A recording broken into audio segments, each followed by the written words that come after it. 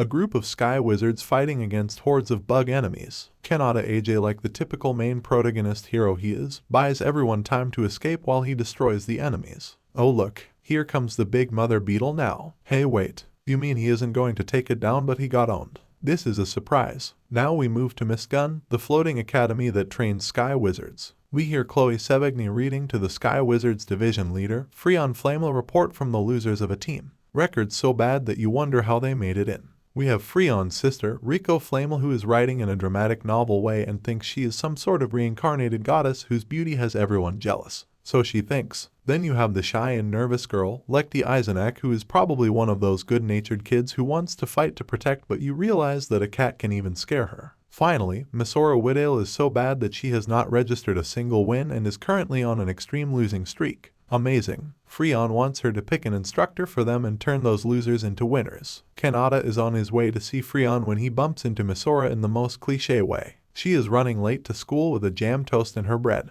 He isn't putting up that panicky reaction, like as though he experienced it a million times. Since the bread falls on his crotch, she accuses him of being a pervert and all. So he needs to take responsibility now. Before she knows it, he is gone. As he is washing up, he sees Rico vainly admiring herself at the glass mirror. She realizes he is watching and thinks he is fascinated by her beauty. Parasin, when she sees him only in his pants, she calls him a pervert as she thinks she is so hell of a beautiful that he couldn't contain his horny lust. He mistakenly enters the female's washroom. Lekti happened to go in when he is just about to go out. Shy girl thinks he is a pervert. What the hell is wrong with these girls? He passes by Yuri Floster, who is still mad about him for being a traitor. Chloe cools things down. Kanata mentions he is purposely doing so because Yuri joined the team to be with him and must still be feeling hurt. As she is poor in controlling her emotions, this is the only way to vent it out. Is it? Chloe tells him she has struck a deal with him and he knows it is trouble with that kind of smile. Taken to see Freon, Kanata is told he will become an instructor for Team Fire Team E601, the worst team ever. Why him? What about others? Fully booked. Besides, he is so free in helping out other divisions, so why not this? Whatever. Kanata agrees to take up the job.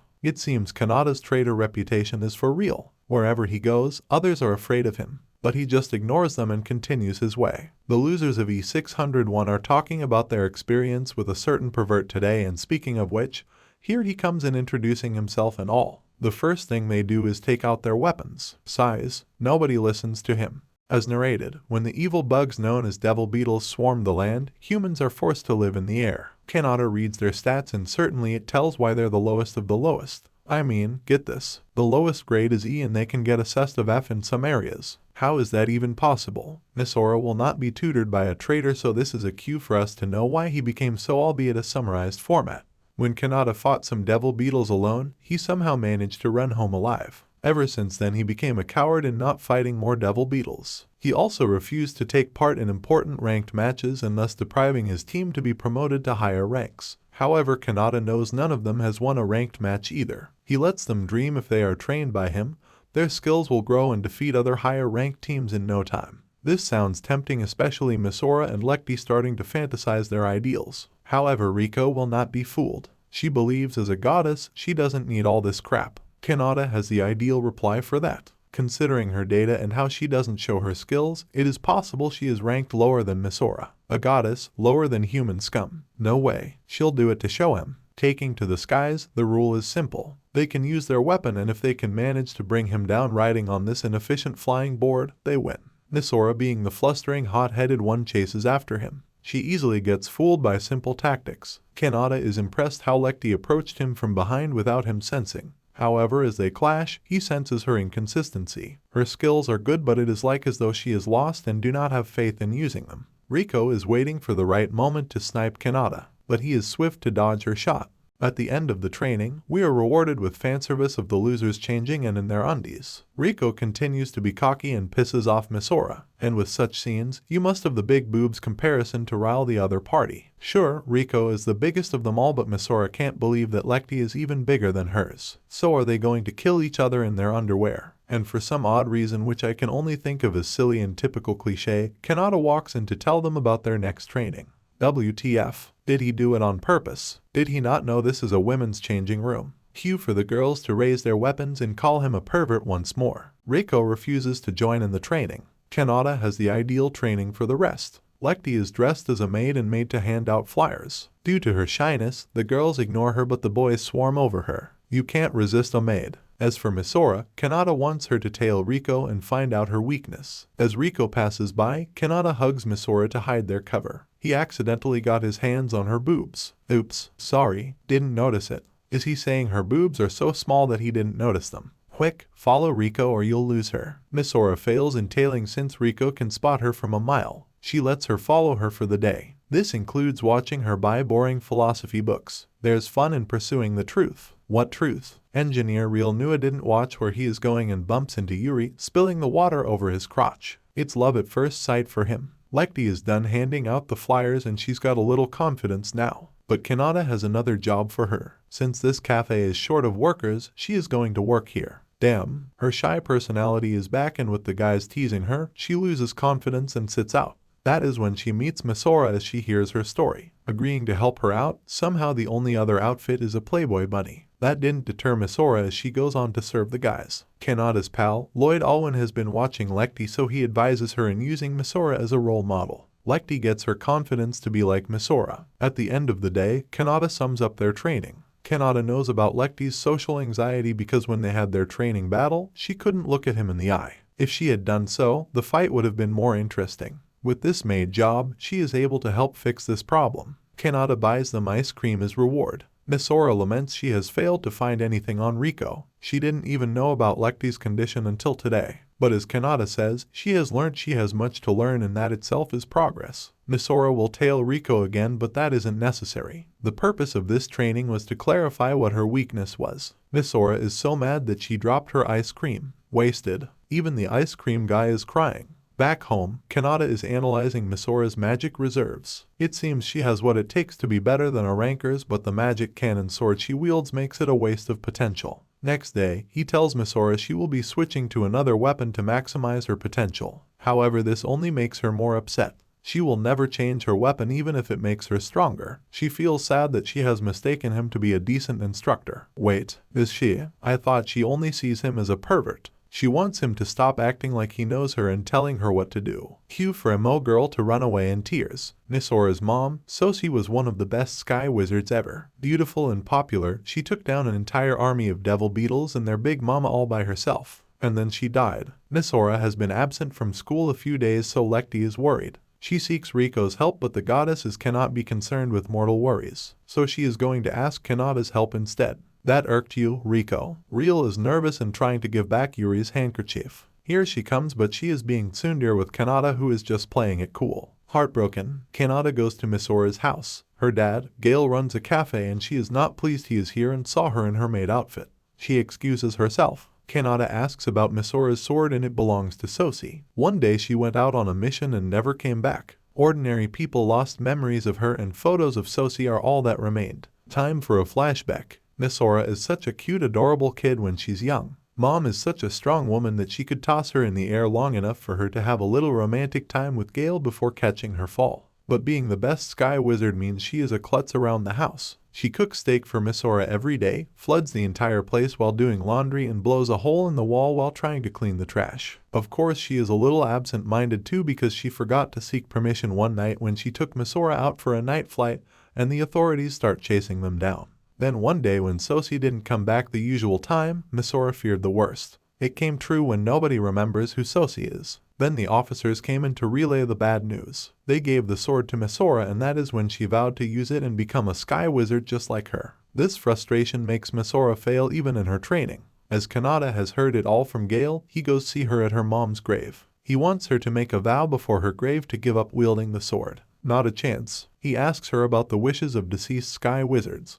To protect the people and even more, to protect the ones they love. Gale told Kanata that he lost all memories of Sosi when she died. It still scares him if Misora dies, he will all memories of her too. Kanata is telling Misora if she remains stubborn, the risk of dying increases. She remains stubborn and wants to continue wielding this sword in hopes that it will make others remember Sosi. Of course, that has never happened before. This was just a test to see Misora's resolve. Since she is that determined, Kanata will support her. The road ahead will be tough, so make a vow to her mom and that sword that she will become strong enough to protect everyone including herself. As her instructor, he will help carry her burdens. Misora goes apologize to Lecty for making her worry. Riko, spying on Kanata, has discovered this instructor has become quite the interesting person he is. Kanata is gauging the team his girls will face next when Riko walks up to him and rubs it into his face about her godly beauty. He laughs, and this brings back unwanted memories of how Riko could never catch up to her sister and was always taunted by other kids for claiming herself to be a goddess. When Misora and Lecty ask Riko to join them in training, again she refuses, giving that goddess crap answer. Misora is about to get down on her knees to beg, but Kanata won't let her do that.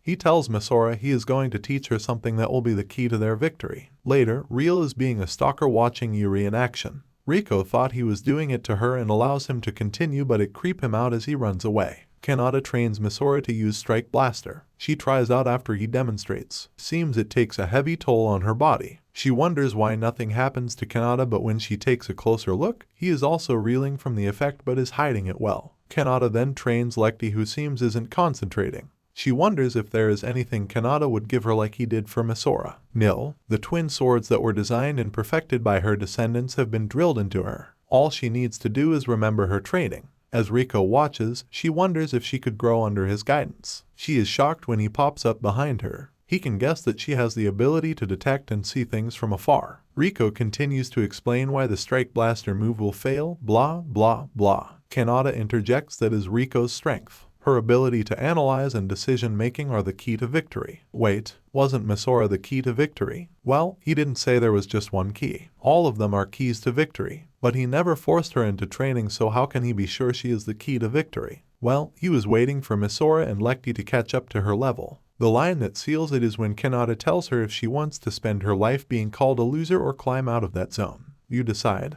And so, with her goddess pride still intact, Riko joins the rest in training. Now the girls are ready for their match. Of course their opponents look down on them, but it will only be better for them because causing an upset will be a blast. Too bad the match is on hold when the red alert sounds. Devil beetles are coming their way. Kanata and his girls help in the evacuation. Oh look, Lecty found a lost little girl. Just great. The swarm has just arrived. Misora, fueled by the passion of her late mom to protect everybody, manages to get a shot right. Hey, one bug down, millions more to go. But when she uses Strike Blaster, it destroys part of the city. It took out her dad's cafe too. A bit too enthusiastic, isn't she? After getting the little girl to safety, a higher level enemy bug is detected, Chimera Deneb.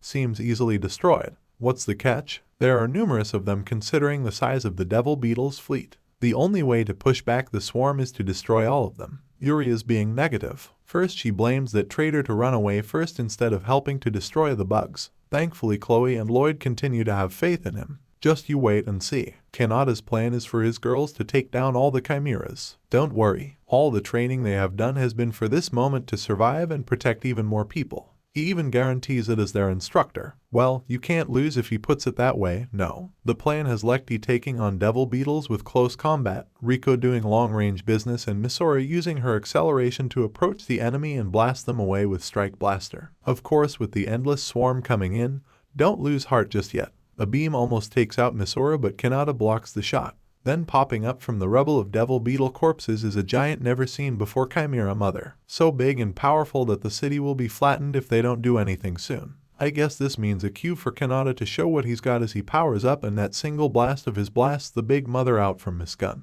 Oh man, he collapses after using too much power. But don't worry, he is still alive. He can't be dying on his harem, can he? Real, who is worried about Yuri, continues to face unfortunate circumstances. A bug part drops before him. With Kanata believing his girls are ready to win ranked matches, our underdog team is beaming with confidence, and Kanata the same when Yuri is here to check out his progress with the girls. Make sure you eat your words later. Who would have guessed? E601 lost. The losing streak continues. You were saying, Kanata. Lastly, Freon seems to have gotten permission to accelerate the Sky Wizards training program with more realistic fights for their academy tournament.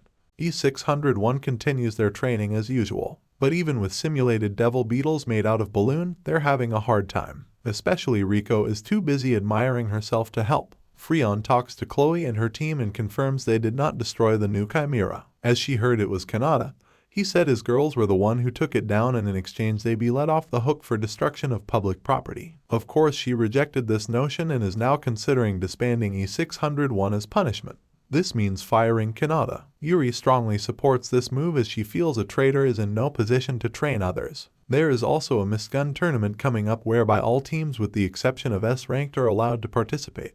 Thanks to the tantalizing prizes, you can bet everybody is starting to win this tournament and bask in glory. Kanata is called to Freon's office and is being told of his dismissal. He keeps his cool and isn't cowed by this threat, because everybody can think what they want about them. All he needs to prove are only to his girls, so he makes her a deal. If his team wins the tournament, everybody must acknowledge them. Of course the girls eavesdrop bits and pieces on this and it sends them into gloomy mode. Gloomy or not, they still have to continue their training. Freon brings Chloe and her team to a special building where a team of scientists and engineers experiment with devil beetle samples. She is doing so because Chloe is against the tournament as it only serves to agitate rivalries. Real is very pleased to meet them, especially Yuri. But no time for chatter as Freon wants to show them the sample. It seems somebody picked up this chimera part. It can regenerate infinitely. Think of the possibilities it can be used for medical science. But Freon's concern is that with the enemy evolving, they do not have enough manpower for this and thus the need for the tournament. The teams are picking out who they will face in the tournament bracket.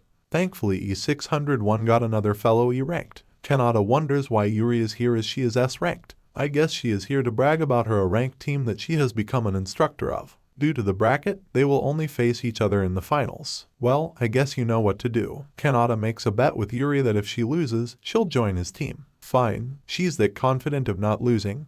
Kanata's girls hear for the first time about what the disbandment condition. Nothing to worry. All they have to do is win all their matches, right? They go all the way. They don't even have that confidence. 3 years ago, Yuri watched Kanata's D-ranked team that includes Chloe and Lloyd defeat an A-ranked team. She was impressed, and since Kanata once helped her before and needs to repay the favor, he invited her to join them. Currently there is an assailant assaulting Sky Wizard, so the S-ranked teams are to go on special patrol duty. Kanata somehow ruined the conversation when he eavesdropped on this and starts teasing about Yuri's personality. E601 is in training and it seems they are helter-skelter as Kanata has devised a new formation. But Rico calmly analyzes the situation and then plays psychology to give out orders on how to fight the enemies effectively. Yuri's A227 team is also here to take part in the training. Why do I feel that she just wants to show off in Kanata's face and demoralize his team? But he is nowhere near pushing the panic button. Even with this ambiguous answer that becoming a single fighting unit the answer will present itself, it is enough for Yuri to even worry. Then we have this ambiguous sex scene of Kanata and Rico. Heads up, he's just massaging her shoulders. What do you expect? After school, Kanata waits for Yuri and wants to have a word with her. His girls see this and Misora gets this brilliant idea to tell him to find his weakness. Really, that's the reason. Spying at them at the cafe,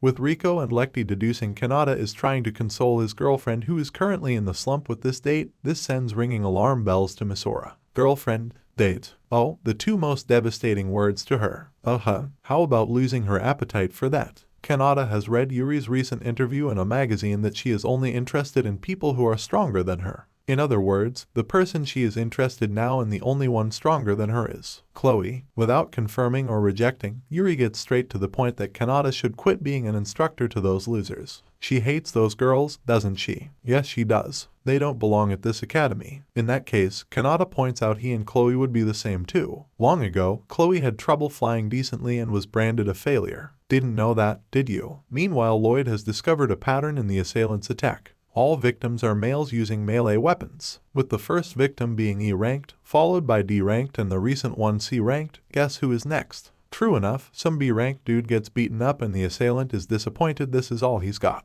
I know we can guess who this mysterious attacker is, but instead of leaving it to the future episodes to be announced, they unveil him as real. Not surprised. He is obsessed that he will become stronger and win Yuri's heart. Lecty talks to Kanata about some of the new training methods he came up for them. It's good to have some variety, but she thinks this is not helping Misora at all. So how does Kanata solve this? Oh dear, it's that maid job again. I guess this will always happen if she starts having low confidence. Continuing their battle training, Lecty, who is now positioned as the rear guard as opposed to the vanguard position that she always played, has opened her eyes and understands why this position is as important as any other. It makes her realize what it is to be a team. Kanata passes her and pats her head. Why does Misora look so worried? So she complains to Mr. Instructor that she is being left behind. She won't be getting stronger at this rate. His answer for teamwork improvement. The girls have to clean this dirty room together. Oh, Kanata. Meanwhile, a ranked sky wizard is seen hospitalized. Now all that's left is Kanata sees Yuri and again teases her. We just love to see her flustering personality. No. They talk about how Kanata made her switch from using a sword to spear because of some bad habit.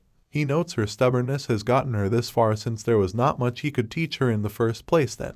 Although she still remembers his non-battle lesson of never giving up, there is still one last thing he needs to teach her, and as long as she has that, she'll be fine without him. Why is he doing this? Because she is his precious. Oh great. The assailant is here to ruin it all. Yuri thinks she can handle this all by herself, but he is too fast and quickly falls back to her bad habits. Then he uses some advanced wind-slashing move on her. This is his way of giving his love. WTF. Aren't you hurting her? Weren't you going to cut off her head with that move? Till Kanata steps in and show who's boss. After being lectured that speed is all he's got, the assailant calls it a day. But he leaves Yuri with a parting gift. A punch in the gut. WTF. This guy is really twisted in his love. Back in his room, Real is cursing that Kanata always gets in his way. He hears voices in his head to use the power to grant his wish. E601 has finished cleaning the room, and Kanata has the guts to bring back an unconscious and clothes all messed up Yuri to them. As expected, they accuse him of the beast he is. He knew this was coming anyway. Is he trying to provoke something in his harem? Kanata's reason of bringing Yuri to their room